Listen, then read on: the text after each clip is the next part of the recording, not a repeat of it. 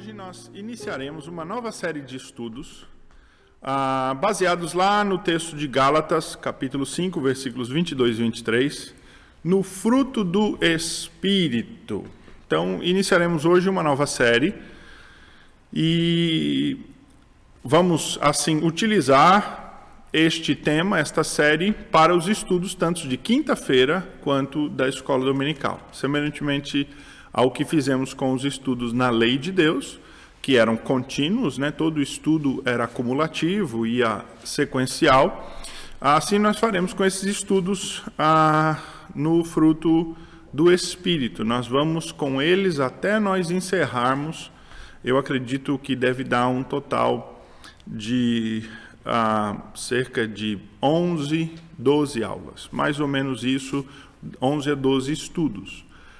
Contando aí que seriam, vamos dizer, 2 por semana, será 6 semanas ou algo assim. Mas eu ainda estou planejando, nós ainda estamos dividindo. Eu acredito que pelo menos 10, 11 estudos isso será, porque nós temos 9 frutos do Espírito, né? E a ideia seria tratar desses 9 frutos do Espírito, cada um numa aula. A não ser que depois, ao estudar, eu perceba que dê para juntar numa aula 2 desses frutos do Espírito, então nós vamos fazer. Mas o texto base que nós utilizaremos é o texto de Gálatas, capítulo 5, versículos 22 e 23. Um texto bastante conhecido da Escritura, um texto que é muito utilizado e bastante mencionado. Então, o fruto do Espírito, diz o texto bíblico, é amor, alegria, paz, longanimidade, benignidade, bondade, fidelidade, mansidão, domínio próprio. Contra estas coisas não há lei. Gálatas 5, 22 e 23. Esse texto vai servir de base para esta série de estudos, mas nós não vamos ficar só nesse texto. Por exemplo, hoje nós vamos fazer algo um pouco diferente. Nós vamos, exatamente nesta primeira aula, estudar a ideia de fruto na Escritura. O que a Bíblia fala sobre fruto ou frutificar. Mas, antes disso, vamos buscar a Deus em oração, clamando a Ele não só por esta aula de escola dominical, mas também pelo nosso domingo, né? A graça do Senhor sobre nós neste domingo. Vamos orar. Pai, nós pedimos agora a Tua graça sobre nós, para este domingo, dia santo do Senhor, dia que passamos de uma maneira diferente de como costumávamos passar, mas mais uma vez pedimos que o Senhor, por meio do Santo Espírito, nos ajude a ter o espírito, a postura correta e guardarmos este dia como requer o Senhor nos Teus mandamentos. Ajuda-nos, ó Deus, a ter um espírito de submissão, de adoração, de busca do Senhor, pessoal e familiar. Abençoa, Deus, a cada família que está em casa neste dia, se reunindo, e que neste dia seja um dia, ó Deus, especial de consagração, de busca do Senhor, que o Senhor, agora, quando vamos estudar a Tua palavra, nos dê a compreensão dela, nos ajude, ó Deus, a ser edificados pela ajuda do Santo Espírito, porque somos incapazes de compreender a Escritura por meios próprios, por meios naturais, pela nossa própria inteligência. Precisamos, ó Pai, da sabedoria que vem lá do alto, do Senhor, assim capacita-nos, ó Pai. Nós oramos em nome do Senhor Jesus. Amém. Então, Gálatas 5, 22 e 23, diz assim: o fruto do Espírito é amor, alegria, paz, longanimidade, benignidade, bondade, fidelidade, mansidão, domínio próprio. Contra estas coisas não há lei. Então, o apóstolo Paulo está falando aqui no contexto de Gálatas 5, de uma vida santa, de uma vida pura. Quando alguém é convertido ao Senhor Jesus, ele passa a manifestar novas qualidades na sua vida que fluem da regeneração, da graça de Deus operando na sua vida. E ele fala então aqui do fruto do Espírito, e cita 9 características deste fruto, ou 9 qualidades deste fruto: amor, alegria, paz, longanimidade, benignidade, bondade, fidelidade, mansidão e domínio próprio. 9 qualidades que compõem o fruto do Espírito. Entretanto, esta ideia de fruto e de frutificar, ela não é única desse texto, não é o único texto da Escritura que aparece esta ideia de fruto ou de frutificar. A ideia de fruto é uma ideia muito comum na Bíblia. Ela acontece em vários textos, em inúmeros textos. Nós poderíamos dizer em um pouco mais de uma centena de textos na Bíblia, a ideia de fruto aparece. Não apenas fruto no sentido real, né, da produção de uma fruta por meio de uma árvore, né, de uma planta que produz uma fruta para nós comermos, mas fruto no sentido espiritual, usando assim uma metáfora, né? Uma metáfora é uma figura de linguagem, é quando você se refere a algo não no seu sentido real, mas num sentido figurado, num sentido simbólico. Então, quando alguém fala para o outro assim, por exemplo, né, um pai fala para um filho, né, que está ali chateado e faz um bico, né, aquele bico assim, a gente diz: estou vendo a sua tromba ali, né? Quando a gente fala assim, a sua tromba, nós estamos referindo à tromba do elefante, né? E é uma metáfora, é uma figura, é um símbolo que nós utilizamos para ilustrar o ponto, né, que nós estamos fazendo, ou seja, de uma maneira jocosa, né, por uma brincadeira, mas ela visa trazer a ideia para outra pessoa daquilo que você está querendo dizer. É um esclarecimento, é uma forma de embelezar também, é um embelezamento literário, mas uma maneira de dar a compreensão daquilo que você está dizendo. Então, essa ideia de fruto na Bíblia, ela aparece inúmeras vezes, como eu falei aqui. E, entretanto, uma coisa que nós devemos perceber logo de início é que a ideia de fruto, ela não é sempre a mesma coisa. Então, o modo como o apóstolo Paulo usa o fruto do Espírito aqui em Gálatas 5 não é o mesmo modo como outros autores bíblicos vão usar essa ideia de fruto, essa mesma metáfora. E isso nós vamos acentuar com mais cautela quando nós chegarmos realmente a esse texto de Gálatas 5. Hoje nós não entraremos em Gálatas 5, no fruto do Espírito propriamente lá de Gálatas, mas nós vamos ver essa ideia de fruto ao longo de toda a Escritura, na Escritura como um todo, para depois nós compararmos, entrando em Gálatas, com o uso que Paulo faz lá de Gálatas 5. Então, para início de conversa, para nós iniciarmos esse estudo do conceito de fruto na Bíblia, a primeira ideia, a ideia mais clara, a ideia mais comum que ocorre na Escritura é a ideia do fruto como um resultado ou uma consequência. Nós poderíamos até dividir, talvez, aqui em duas categorias, mas eu coloquei numa só. Ela se distingue um pouquinho, mas é a ideia de resultado ou a ideia de uma consequência. Então, a primeira ideia, a ideia maior que é vista na Escritura, é que o fruto, num sentido espiritual, não num sentido material, de produção de uma árvore, né, de uma fruta, estamos sempre falando aqui num sentido espiritual, ele tem o sentido primário de resultado ou de consequência. Por exemplo, lá em Isaías 3:10, Isaías diz assim: dizei aos justos que lhes irá bem, porque comerão do fruto das suas ações. Do fruto das suas ações. Aliás, essa expressão fruto das suas ações ou fruto das suas obras é uma das expressões mais comuns associadas à ideia de fruto.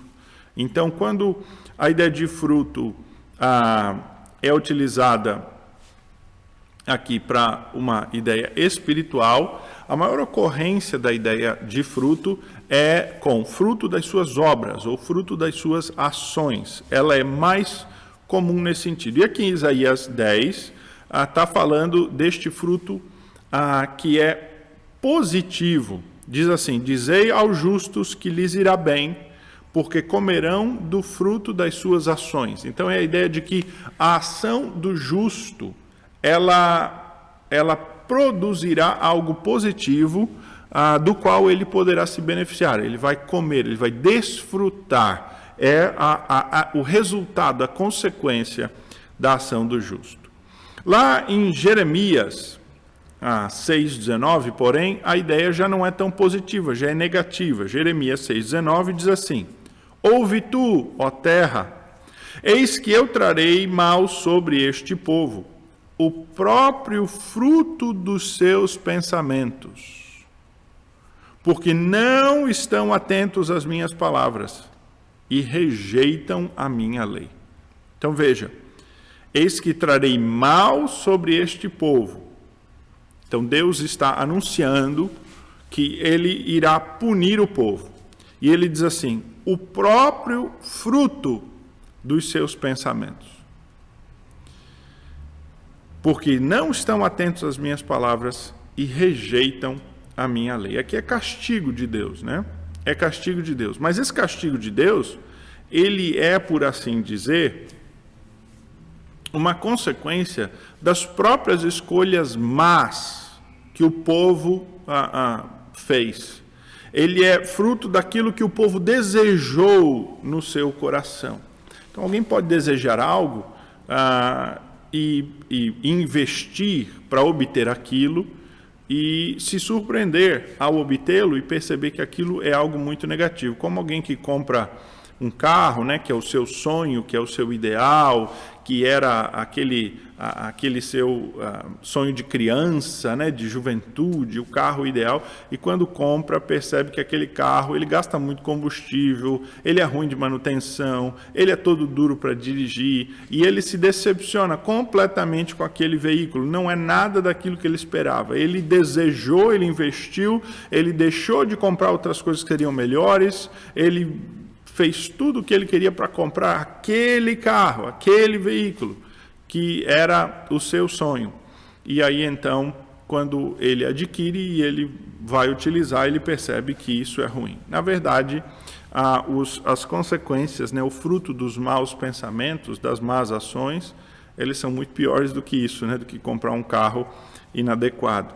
E Deus está aqui pesando a sua mão. Há nesse texto um outro aspecto que eu mencionarei, que é a ideia de quem traz o fruto aqui, que é Deus. Eu vou falar um pouquinho mais sobre isso logo em seguida. Jeremias 17,10 é um texto bastante conhecido, diz assim, Jeremias 17,9 é aquele texto que diz assim: enganoso é o coração mais do que todas as coisas e desesperadamente corrupto, quem o conhecerá? Né? O coração é enganoso, quem que pode realmente conhecer o coração? E aí Jeremias 17,10 diz: eu, o Senhor, esquadrinho o coração, eu provo os pensamentos, e isto para dar a cada um segundo o seu proceder, segundo o fruto das suas ações. Então veja de novo a ideia de que Deus, ele sonda os corações e ele então opera fazendo com que o fruto dos desejos do coração sejam realizados. Olha só como não são apenas as nossas ações que produzem fruto, mas o Senhor Deus, ele opera fazendo com que o desejo do nosso coração produza um fruto. O Senhor Deus, ele leva a cabo, por assim dizer, a consequência, ele traz a consequência dos desejos do nosso coração. Jeremias 21,14 diz assim: castigar-vos-ei segundo o fruto das vossas ações. Mais uma vez a ideia de fruto de obras, fruto de ações, diz o Senhor. Acenderei fogo na cidade, qual bosque, o qual devorará todos os seus arredores. É a ideia da punição de Jerusalém que viria. Deus está dizendo que, assim como Jerusalém agiu mal, o fruto que ela produziu será maldade contra si mesmo, né? O fogo. Miqueias 7,13 diz assim, Miqueias, capítulo 7, versículo 13, diz assim: Todavia a terra será posta em desolação por causa dos seus moradores, por causa do fruto das suas obras. Mais uma vez, essa ideia de fruto das suas obras e a ideia aqui negativa também de punição. Você pode ver que no Antigo Testamento, essa ideia de fruto das obras, ela, em sua maioria dos textos, e eu estou trazendo só alguns, dentre dezenas que eu podia trazer, principalmente nos profetas Isaías, Jeremias, Ezequiel e alguns dos profetas menores, como Miqueias, é sempre negativa. É sempre a ideia de a consequência negativa que vem das ações do povo. Lembremos que os profetas eles foram levantados por Deus para anunciar, para chamar o povo a um arrependimento e anunciar o juízo vindouro de Deus. Os profetas foram levantados exatamente não porque o povo estava andando bem e as coisas estavam indo bem, mas os profetas foram levantados por Deus, a grande parte dos profetas, para realmente chamar o povo a uma correção, a um arrependimento.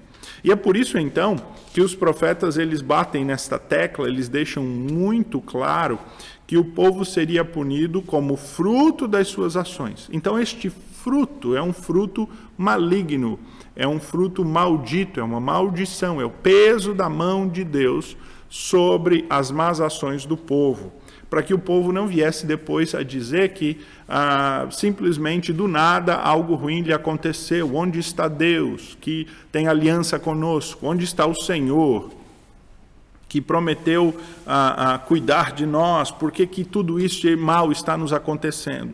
Os profetas vieram primeiramente para chamar ao arrependimento e dizer, olha, voltem ao Senhor, as ações de vocês são más e o fruto das ações de vocês será amargoso, será terrível, será ruim.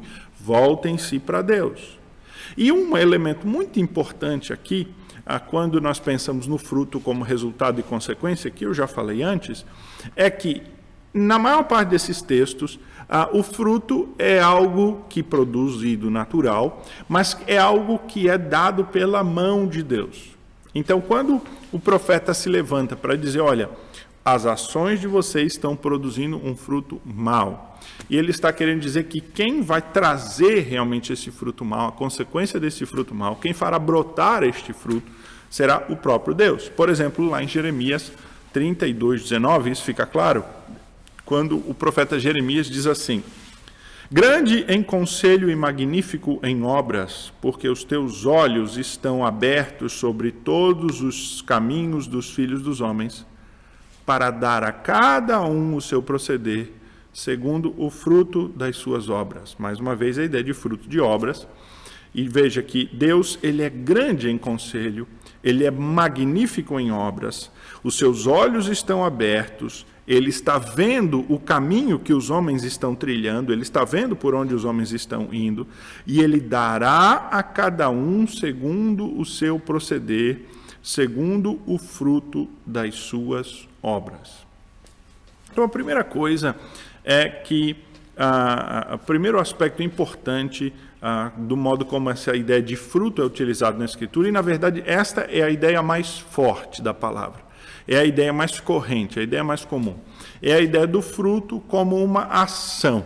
É utilizado no sentido positivo, como nós vimos em Isaías 3:10, mas na sua grande parte, porque é uma expressão que foi utilizada pelos profetas da Antiga Aliança, a ideia de fruto é a ideia de um fruto ruim, de um fruto amargo, de um fruto e uma consequência terrível que vem pela ação do povo.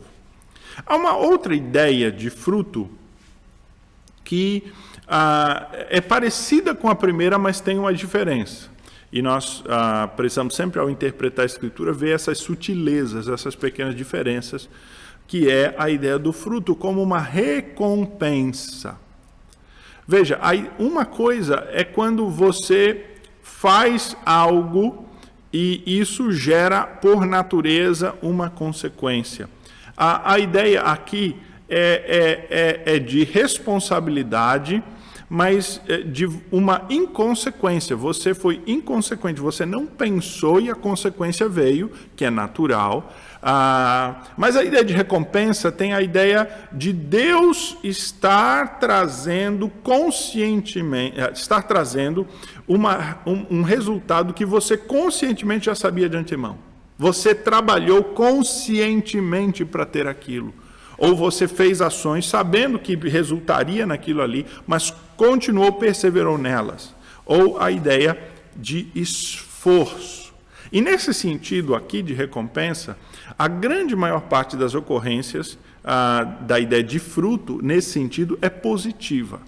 É a ideia de que você voluntariamente buscou seguir a lei de Deus, agradar a Deus, e Deus trará esta recompensa. Por exemplo, Provérbios 11:30, que diz assim: o fruto do justo é a árvore da vida, e o que ganha almas é sábio.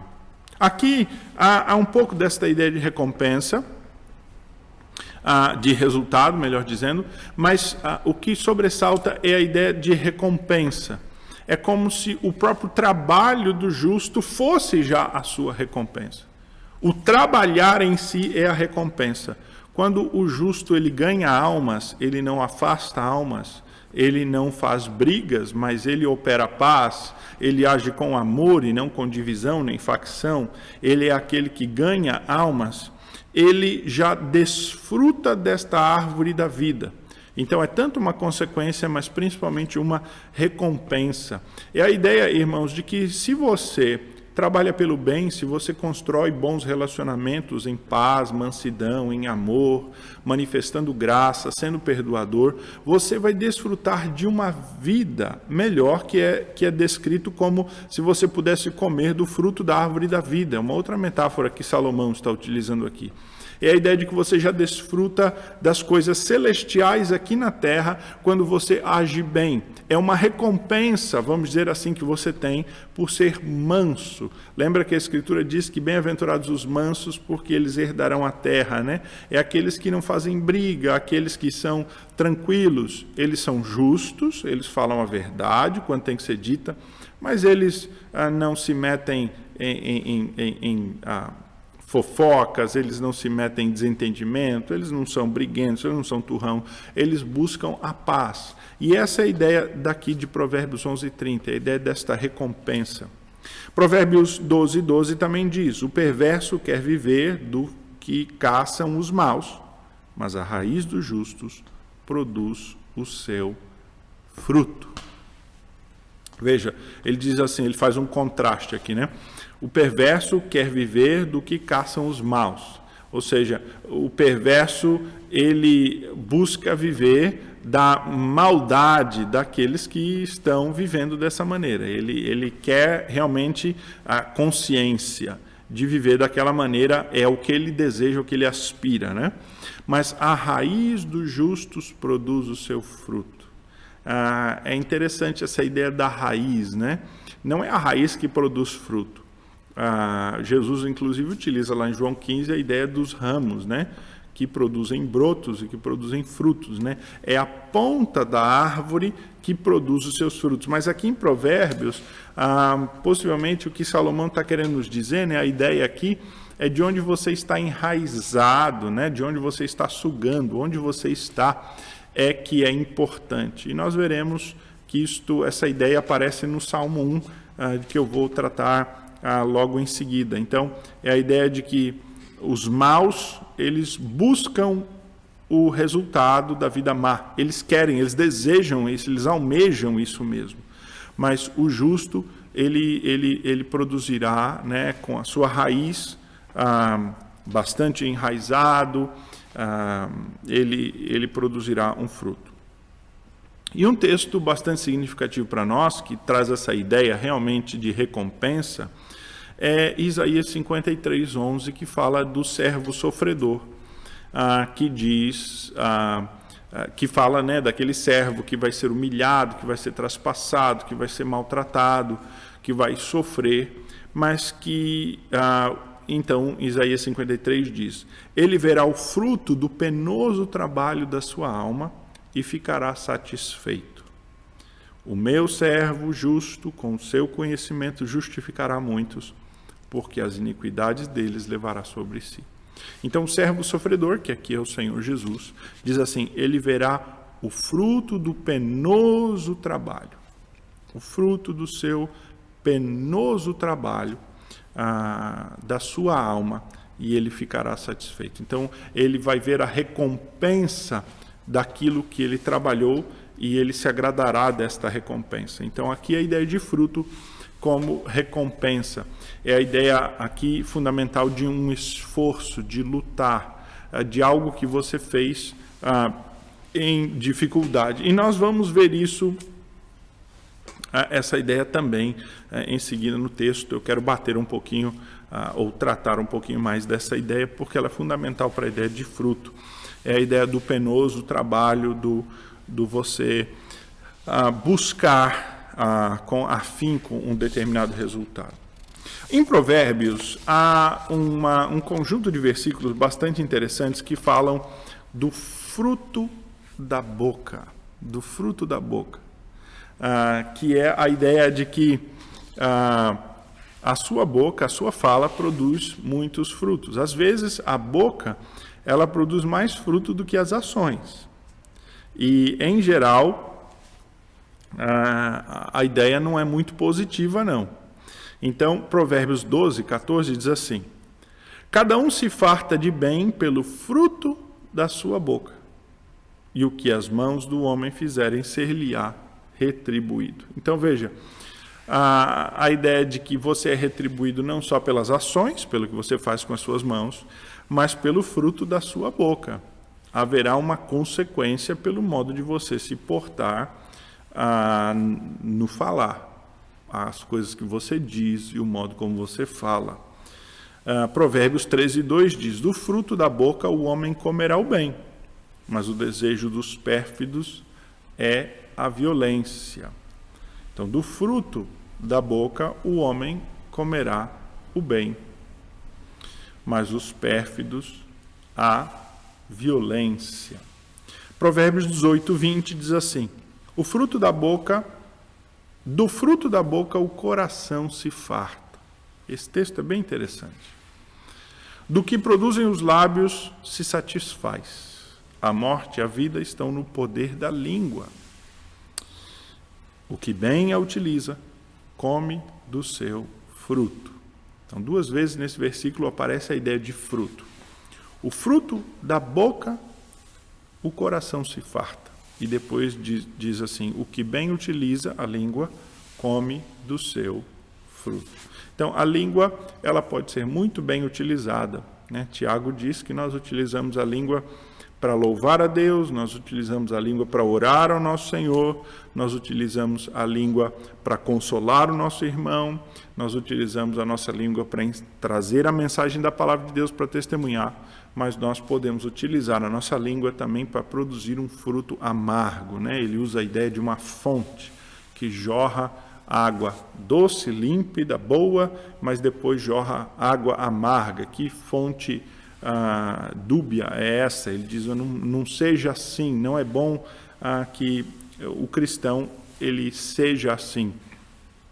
Até porque as suas palavras boas, elas serão descartadas, elas não se dará crédito a elas, porque as palavras más, elas prevalecem. As palavras más, elas têm realmente, elas produzem um fruto muito ruim.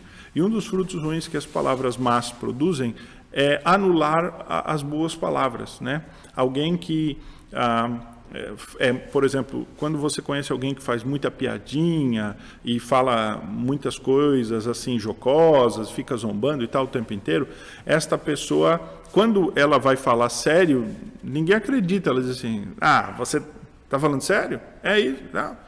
Porque é o fruto da sua boca, do seu falar, né? É como, às vezes, você vê uma entrevista de um comediante desses debochado, bonachões aí, e você não sabe se o camarada está falando a verdade ou se ele está no personagem dele. Você não consegue distinguir, porque ele é tão escrachado no modo de falar em geral, que você não vê seriedade. E realmente a boca é assim.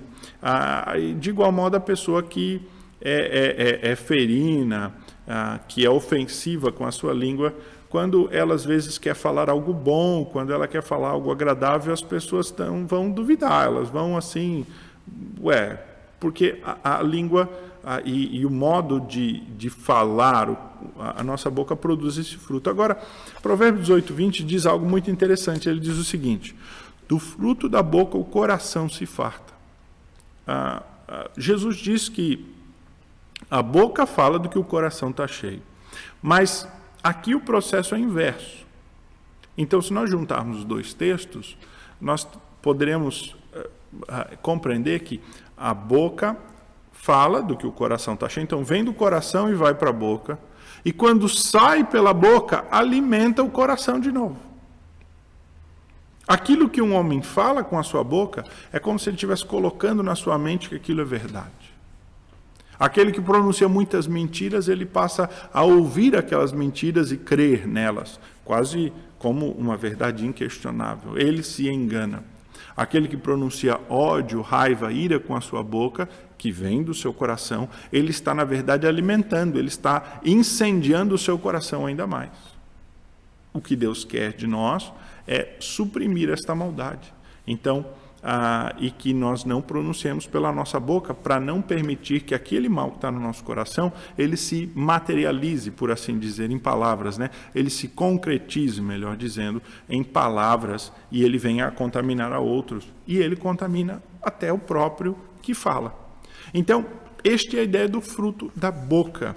A boca produz frutos, e estes frutos, em geral, não são assim tão positivos, porque a língua, a boca na Escritura normalmente é vista como algo danoso, algo prejudicial para os homens. Então, a boca produz frutos também. Aqui está a ideia de consequência natural de ações, aquele primeiro conceito que nós vimos. Mas eu separei esse conjunto de textos porque é muito interessante essa ideia de fruto da boca, fruto da boca, fruto da boca, uma expressão que acontece em inúmeros textos, principalmente em Provérbios. Isaías 27, 9 traz um outro conceito bastante interessante, que é a ideia de fruto do perdão de pecados. Então, Isaías 27, 9 diz assim: portanto, com isso será expiada a culpa de Jacó, e este é todo o fruto do perdão do seu pecado, quando o Senhor fizer a todas as pedras do altar como pedras de cal feitas em pedaços. Não ficarão de pé os postes ídolos e os altares de incenso. Então, veja a expressão: com isso será expiada a culpa de Jacó, e este é o fruto do perdão do seu pecado. Então, quando Deus ele perdoa o pecado de alguém, o fruto, a consequência disso é que o seu pecado ele é expiado. Então não é que Deus simplesmente ele decide colocar de lado, ou ele deixa, vamos resolver isso para depois, vamos tratar disso daqui a pouco. Deus ele faz uma expiação, ou seja, no lugar do perdão do pecado de alguém, outro assume pagando a sua culpa, de modo que o seu pecado ele está completamente resolvido. Deus resolve. O fruto do perdão de pecados é a resolução completa e final daquele pecado, de modo que ele não trará mais qualquer consequência, nunca mais será lembrado, nunca mais será trazido em memória. O Senhor Deus estará em memória no sentido de acusação. O Senhor Deus, ele resolve, e este é a ideia do fruto do perdão.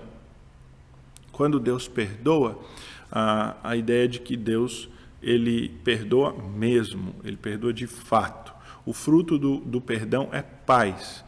Deus não irá lembrar os nossos pecados para nos fazer culpados. Ele nos justifica completamente. Esta é uma ideia bastante interessante. E é a ideia de, aqui também, a consequência que vem decorrente de. Todos esses textos, irmãos, então, eu sei que eu falei de muitos textos e em vários particularidades acerca de cada texto, mas uma coisa é muito interessante, e é isso que eu gostaria de frisar nesta primeira aula, e muito importante.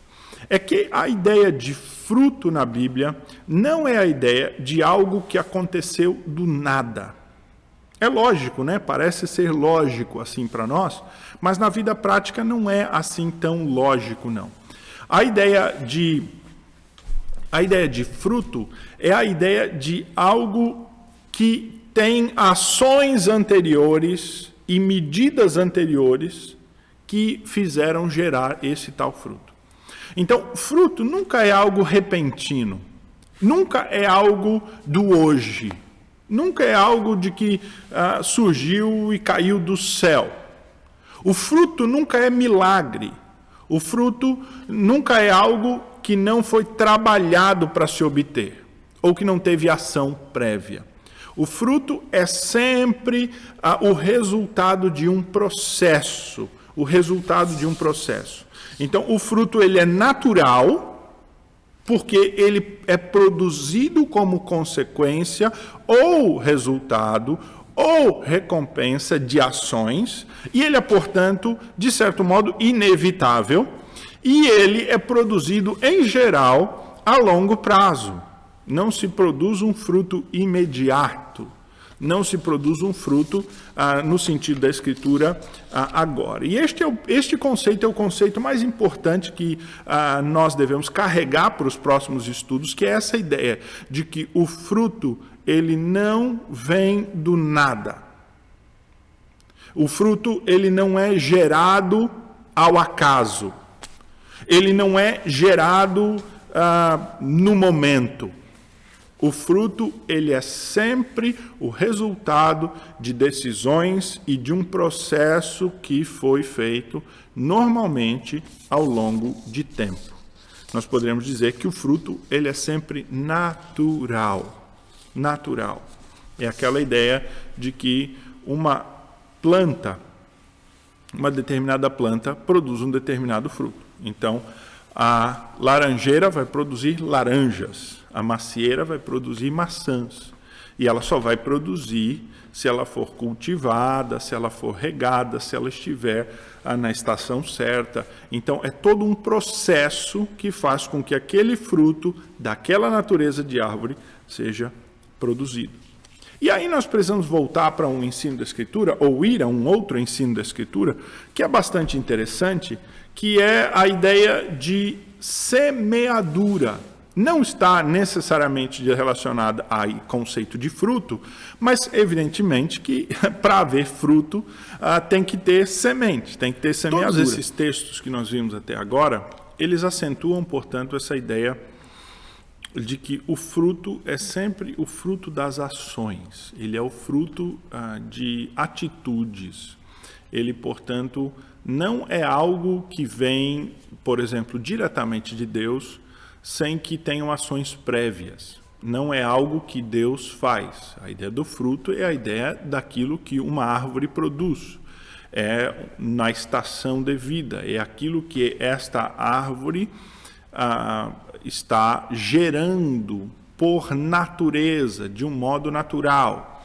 Então, a ideia de fruto é a ideia de uma consequência natural ou de um resultado ou de uma recompensa de ações que foram feitas para isso. E, em geral, a ideia é de que o fruto ele vem na devida estação, é no longo prazo, é no tempo determinado. Não é, o fruto ele nunca é imediato, ele não é uma coisa assim para o hoje e nem para o amanhã. Ele é algo que é produzido ao longo de tempos. E isso nos remete, então, à ideia de semear, de semeadura, que é uma outra ideia bastante interessante na Escritura. E que, evidentemente, é uma outra analogia à ideia do fruto, mas que está muito ligada a ela e é muito importante. Essa ideia de semeadura, porque sem semeadura não há fruto. Se não semear, não há fruto. E o fruto é fruto daquilo que é semeado. Você não semeia um tipo de semente e colhe um outro tipo de fruto, né? Você semeia, cultiva e colhe aquele fruto que você semeou. E há 3 textos na Escritura que são bastante interessantes sobre essa ideia de semeadura, sobre essa ideia de semear. O primeiro deles é o Salmo 126, versículos 5 e 6, que dizem assim: os que com lágrimas semeiam, com júbilo ceifarão. Quem sai andando e chorando enquanto semeia, voltará com júbilo, trazendo os seus feixes. Então, Salmo 126, versículos 5 e 6, fala da semeadura como algo difícil, num momento difícil, como a semeadura como um desafio, daquele que tem poucas sementes e tem que escolher, né, entre talvez comer as sementes e ter algum alimento para os próximos semanas, meses, ou se ele decide plantar e tentar esperar aí um pouco para colher. Ele está numa situação difícil, então a ideia é de que, em vez de comer a semente, ele decide plantar mesmo. Ele sai chorando e semeando como sua única esperança. Ele semeia numa situação quase aqui de desespero, né, de necessidade. E o que semeia, ele voltará trazendo os seus feixes. Então, esse Salmo de número 126, ele está dizendo que, mesmo numa situação mais difícil, mesmo em meio a choro, você deve semear, e aí você vai colher o fruto. Gálatas 6:7 traz esta ideia também de semeadura, mas um pouco num sentido mais de consequência natural e aqui inevitável, porque Gálatas 6:7 diz assim: não vos enganeis, de Deus não se zomba.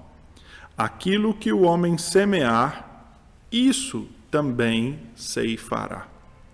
Não vos enganeis, de Deus não se zomba. Aquilo que o homem semear, isto também ceifará. Então, a ideia de que o modo como você vive gerará consequências e Deus trará sobre a sua vida as consequências do modo como você vive. Aquilo que você semeia, o modo como você vive é uma semeadura que um dia você colherá. Quem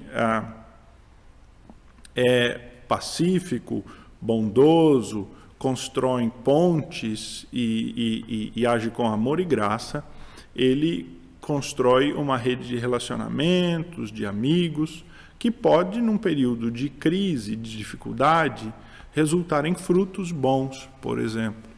Ou que pode resultar na sua velhice, que podem resultar mais tarde na vida, numa doença, em frutos positivos por meio dessa rede de bons relacionamentos, de amizades. E, evidentemente, também frutos espirituais, aquele que trabalha espiritualmente, que estuda a Escritura, que se dedica à oração, aquele que busca as coisas do reino de Deus, ele certamente colherá frutos no futuro, ele vai ascender certamente nos rankings do reino de Deus para ser mais usado por Deus, não para sua glória, mas porque ele está mais bem preparado. E ele vai colher mais frutos, ele vai semear mais e ele vai colher mais frutos, é assim. Agora, aquele que vive uma vida dissoluta, aquele que vive uma vida como o filho pródigo, né, que pegou os seus bens e gastou de uma maneira pouco sábia e de uma maneira pródiga mesmo, né, esbanjando e gastando com aquilo que não devia, ele colheu do fruto daquela vida que ele levou, e foi acabar cuidando de porcos. E até num momento de tanta dificuldade que ele desejava comer a comida dos porcos. Então, aquilo é fruto de ações. Aquele que semeia, isso colherá. Aquele que semeia no seu casamento dificuldades, age mal, não age do modo como a Escritura diz, não terá um casamento que produzirá bons frutos, evidentemente. Aquele que não semeia com bons relacionamentos com seus filhos na sua infância, no começo da sua tenra vida, que não age de determinadas maneiras, ele não colherá bons frutos na adolescência, ele não colherá bons frutos na juventude. O momento de semear o relacionamento com os filhos e estabelecer um bom caminho para trilhar para o futuro é na meninice das crianças. Então, é assim. Então, o Gálatas está falando deste fruto que nós colhemos, que nós ceifamos quando nós plantamos, nós colheremos, porque Deus é aquele que fará com que este fruto venha.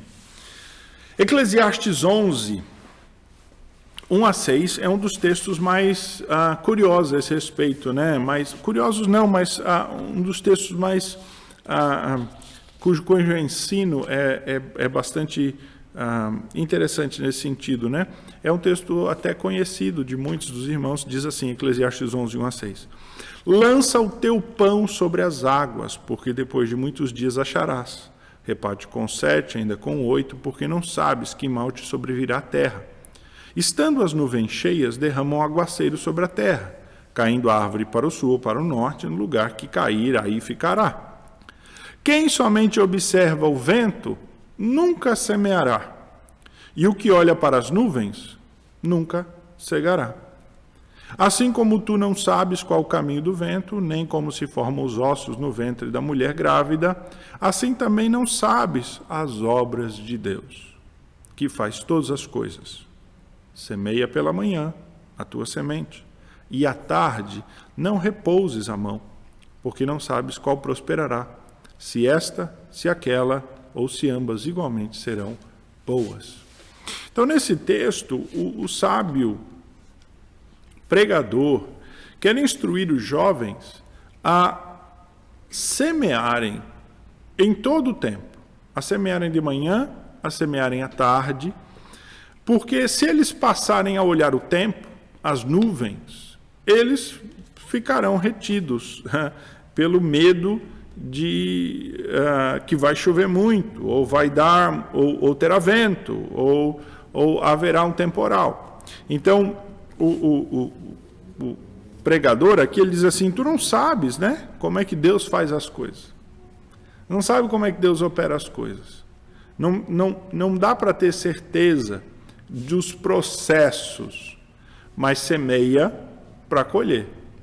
Uma coisa certa, quem não semear, não colherá. Ele diz assim, quem somente observa o vento nunca semeará, e o que olha as nuvens nunca cegará, ou seja, nunca colherá. Então, quem não semeia e fica com medo do temporal, da tempestade, ou por preguiça, ou por complacência, ou qualquer outra razão, aquele que semear não colherá fruto nenhum. O não colher fruto nenhum é, por assim dizer, o fruto ruim da não semeadura. É não fruto, é não ter fruto nenhum. Então, o fruto que vem do trabalho, do esforço da colheita de manhã, de tarde, ele é um fruto que vem da mão de Deus, da bênção de Deus, mas ele é um fruto que Deus dá. E estes 3 textos, então, irmãos, eles solidificam essa ideia de que o fruto na Bíblia, ele é algo que, quando ele é fruto do pecado, ele é uma consequência e um resultado natural das ações que você fez, mas que a gente não gostaria de ter, mas virão. Então, quando nós agimos mal, nós não queremos o fruto dessa ação mal, mas ela virá. Ela virá porque Deus fará com que essas ações más, por justiça, gerem os seus resultados.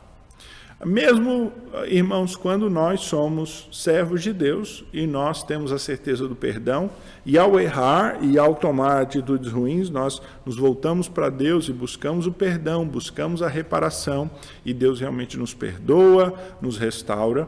Consequências, frutos de nossas ações, elas permanecem. Então, o fruto, a semeadura de uma má ação, ela gerará necessariamente algo, né? O fruto, ele é a consequência daquilo que nós plantamos. Então, pode ser realmente que nós tenhamos o perdão, a paz do Senhor no nosso coração e haja plena restauração espiritual, mas frutos permanecem, os erros permanecem, os erros que alguém cometeu permanecem. Vamos dizer aqui um exemplo que normalmente eu dou, é de alguém que tenha cometido um assassinato e então é condenado, e lá no presídio ele conhece a palavra de Deus, por meio daqueles cultos e pregações, e ali ele se converte ao Senhor Jesus e a sua vida é completamente transformada. Ele encontra o perdão dos seus pecados, ele realmente entrega toda a sua vida ao Senhor Jesus, se arrepende e agora, convertido, ele passa a levar uma nova vida e ele nem se reconhece a nova pessoa daquela que era antes, né? Há uma diferença muito grande. Entretanto, isso não quer dizer que as portas da cadeia se abrirão e aquela pessoa vai sair, né? Está perdoado com Deus, então com os homens também está perdoado, pode ir embora, vai, não peques mais. Absolutamente. Aquela pessoa, mesmo tendo se reconciliado com Deus e tendo sido renovada interiormente, ainda vai cumprir o seu tempo de cadeia. É a consequência deste fruto que ela plantou. Ela vai colher um fruto espiritual, ela colherá um fruto espiritual, que é um fruto espiritual de paz com Deus, de reconciliação, de vida renovada, de vida eterna, de certeza da salvação, mas os frutos materiais das suas ações anteriores continuam a valer. Então, alguém que foi transformado, por exemplo, pelo Senhor Deus, após anos ou décadas da drogadicção, da dependência química, ele é verdadeiramente transformado, seus pecados são perdoados, mas isso não quer dizer que ele não terá que lutar para permanecer sóbrio, que ele já venceu o vício completamente. Pelo contrário, consequências daquele estilo de vida, daquele modo de viver, consequências físicas, psíquicas, elas virão. Então, de fato, a Escritura deixa muito claro que as nossas ações trazem frutos, sejam consequências naturais, sejam resultados, ou sejam recompensa da parte de Deus, porque Deus realmente recompensa os seus servos. Nós vimos, esse é o aspecto positivo, mas a recompensa ela é fruto de ação, a consequência é fruto de ação, são decisões que nós tomamos. Uma das lições, mais importantes que se eu pudesse inculcar na cabeça dos jovens, se eu pudesse conscientizar os jovens, é que as ações deles, da juventude, trarão consequências drásticas, positivas e negativas, ao longo de 3 décadas depois, resultarão em resultados 3, 4 décadas depois. Se jovens de 20 anos, eles conseguissem antever o futuro, para cada ação que eles tomassem, tivesse uma maneira de ver o que isso geraria 60 anos depois, tenho certeza que os jovens tomariam decisões muito diferentes das que eles tomam hoje. Mas os jovens, eles são inconsequentes, eles semeiam sem saber que estão semeando. E eles estão semeando. Eles estão agindo no hoje, o que eles dizem, no momento, agiu no momento, agiu no impulso. A ideia do comamos, bebamos, porque amanhã morreremos. A gente vai morrer amanhã mesmo, vamos festar hoje, vamos agir hoje, vamos estourar a banca hoje. Hoje é o que vale.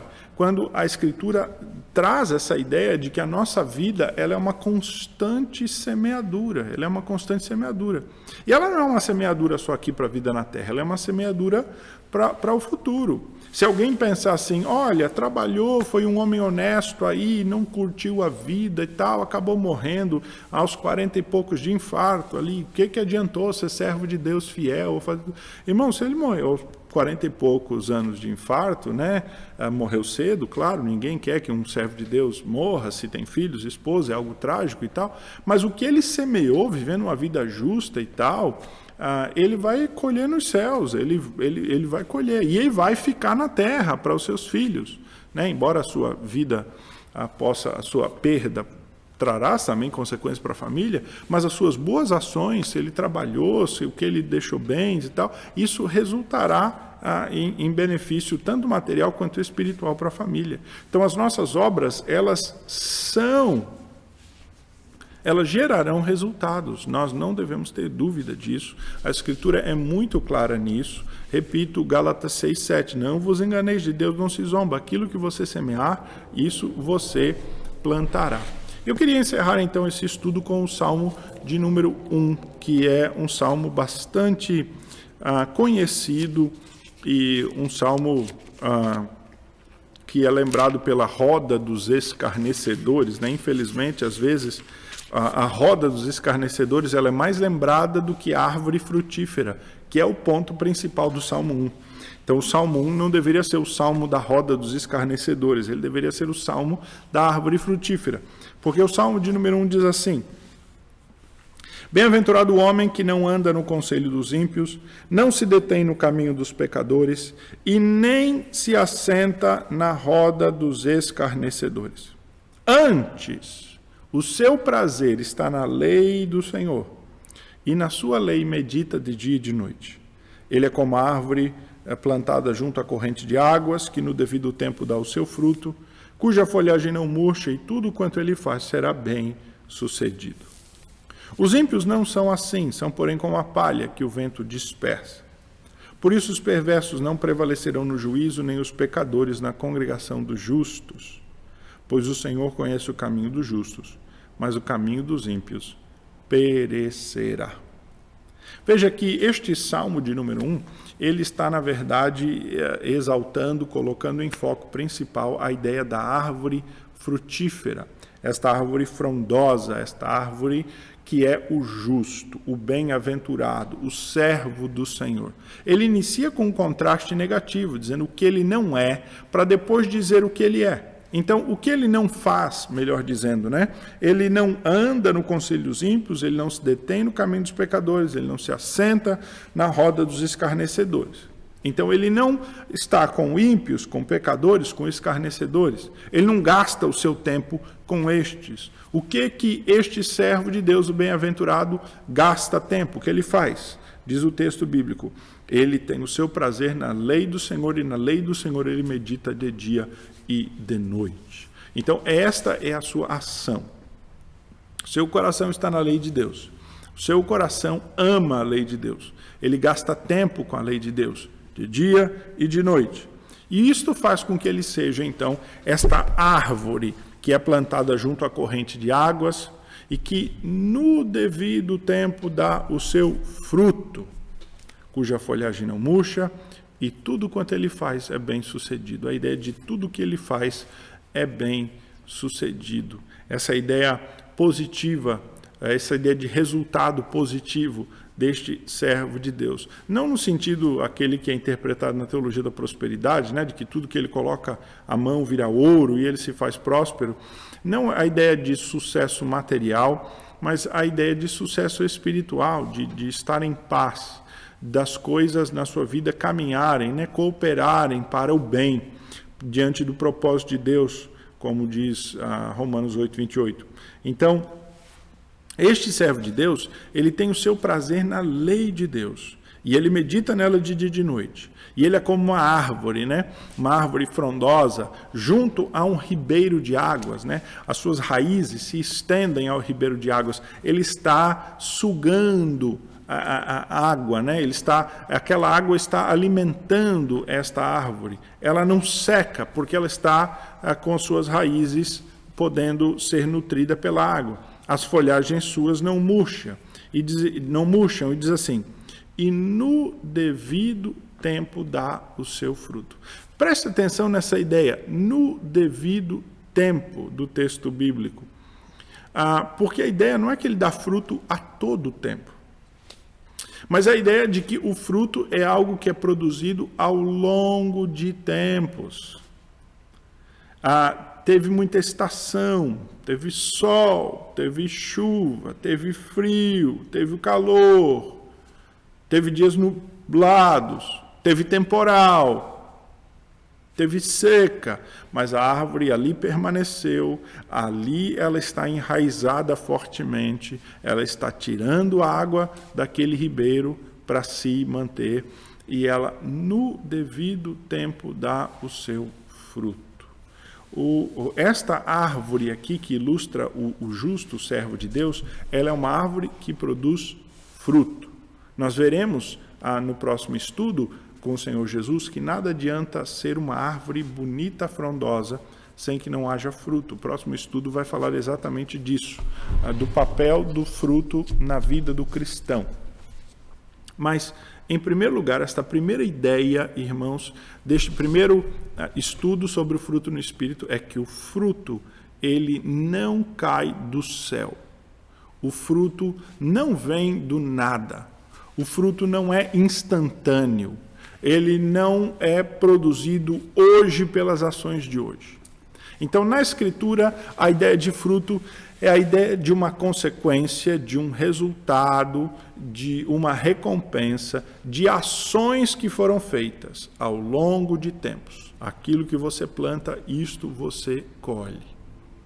Isto é interessante quando nós pensarmos na ideia de fruto do Espírito, porque às vezes as pessoas pensam que para crescer no fruto do Espírito, né, basta você só tirar um tempinho do dia e orar e pedir: Senhor, me dá mais paciência. Oh, Senhor, eu queria mais longanimidade. Oh, Senhor, eu preciso de domínio próprio.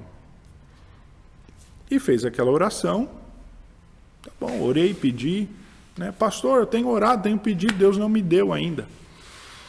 Pensemos na ideia de fruto como algo que nós temos que conquistar, né? Em meio ao labor. A gente tem que preparar a terra, a gente tem que jogar semente, a gente tem que regar semente, a gente tem que cuidar do campo para que a gente possa colher. A ideia de fruto é a ideia de algo que você investe tempo, é a ideia de que você cultiva, é algo que você valoriza, é algo que você aguarda. E é a ideia de que aquilo que Deus dá no devido tempo. Tem um tempo de colher o fruto. Não se colhe fruto todo o tempo. Fruto se colhe no devido tempo. Às vezes as pessoas estão frustradas ao conversar, né, com o pastor, dizendo: pastor, mas eu só agi bem, eu só fiz o bem, e eu agi da maneira certa, e até agora as coisas só pioram, elas só estão difíceis e tal. Irmãos, primeiro que Deus trabalha em nós para produzir bons frutos no meio da dificuldade. Então, esta é uma questão importante, né? O modo como nós nos portamos na dificuldade produz bom fruto. Mas lembramos de Tiago, que diz que a perseverança precisa ter ação completa, lá em Tiago 1. É a ideia de que o fruto ele só é gerado quando você passa pela dificuldade. É claro que você não vai ver o fruto, às vezes, no meio da dificuldade, mas você verá o fruto ao passar. E cada dificuldade tem o seu ciclo, tem o seu período, que Deus é aquele que gera e rege todas as coisas. Então, nós devemos perseverar em tempos difíceis para ver o fruto depois. Às vezes, de fato, parece que as coisas só vão de mal a pior e que nós não vemos grande fruto positivo das nossas ações. Parece que quanto mais certo a gente faz, mais errado as coisas acontecem. Mas aquele é exatamente o processo que Deus está utilizando para produzir em nós ao longo tempo um fruto positivo, um fruto agradável, um fruto doce. E nós precisamos passar exatamente por aquilo. Aquele que quer comer o fruto antes do tempo, ele come verde, né? Aquele que quer comer o fruto antes do tempo, ele precipita a boa colheita. Então, Deus nos dá recompensas, de fato, Ele é o Deus abençoador, Deus de graça e de misericórdia, dessas nossas, quando nós agimos com justiça, é o que é chamado de fruto de justiça pelos profetas, e fruto de Paulo usa essa expressão também. Nós temos que ter, portanto, essa consciência de que na nossa vida, na vida espiritual e também na vida material, isso se aplica à vida material, você precisa semear. E se você semear, você colherá. Se você não semear, você não colherá. E se semear um fruto ruim, colherá o fruto ruim. Esta é a primeira ideia desse primeiro estudo que é importante para nós guardarmos. A ideia de que o fruto ele é natural, ele vem de ações e é gerado das ações naturais e ele está de acordo com essas ações. Ações boas geram frutos bons, mas ações geram frutos maus. E este fruto ele é dado pela mão de Deus, ao longo de um prazo que Deus julga na sua sabedoria ser próprio para isso. Então, no devido tempo, haverá o fruto. Por último, pastor, é possível interromper o fruto mau das minhas más ações? É, porque Deus ele é gracioso. Deus é gracioso.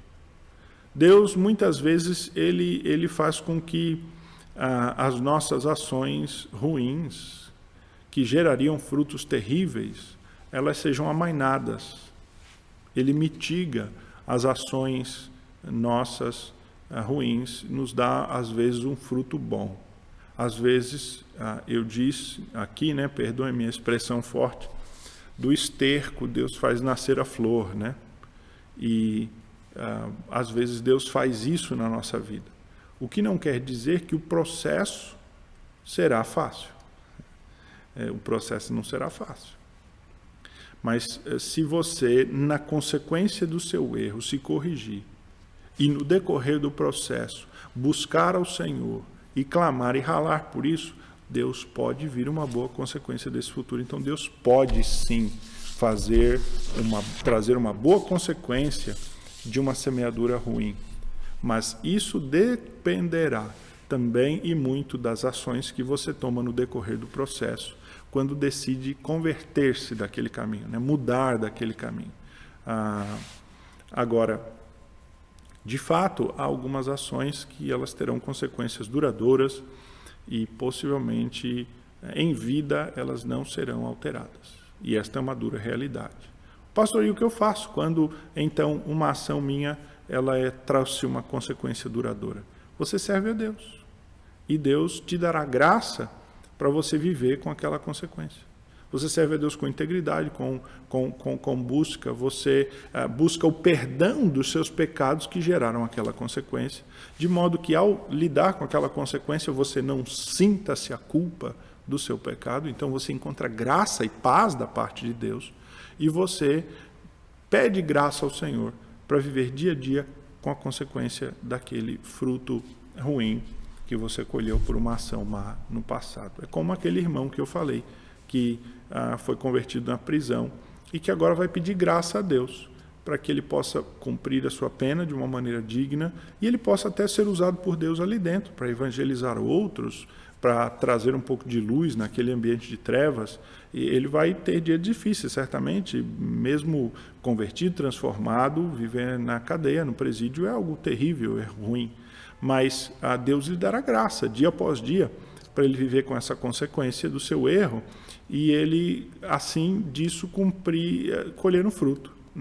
E que dia alegre, de bom fruto, é ele sair de cabeça erguida, transformado, e depois, quem sabe, poder testemunhar e ser usado por Deus fora. Quer dizer, nós não sabemos o que Deus pode fazer na vida de alguém que transforma de maneira tão radical assim. Deus usa muito o testemunho e essas pessoas são muito usadas por Deus. Exatamente de um fruto que foi gerado no meio de colher um fruto ruim de uma ação ruim do passado. Se é que você me entende essa confusão aí. Então, Deus é um Deus de graça, que transforma muitas vezes, de fato, as nossas más ações e este fruto ruim, Deus pode utilizar para nós semearmos e colhermos um fruto bom. Isso pode acontecer, sim. Deus é um Deus de graça, Deus de bondade.